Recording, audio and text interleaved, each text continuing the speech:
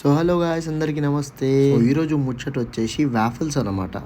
ఇవాళ రేపు హైదరాబాద్లో జర క్రేజ్ నడుస్తుంది, ట్రెండ్ నడుస్తుంది. మైదీపట్నం పిల్లర్ నంబర్ 35 ఆపోజిట్లో యామ్ క్రామ్ వాఫల్స్ ఉన్నాయి. వచ్చేయండి గాయ్.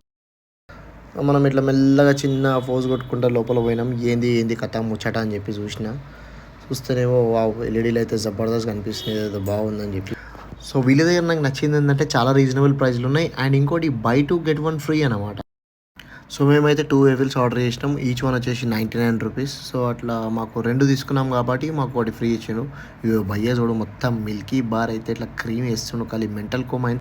అండ్ మనకి నచ్చిన టాపింగ్స్ వేసేస్తాడు, అక్కడ 4-5 ఉంటాయి.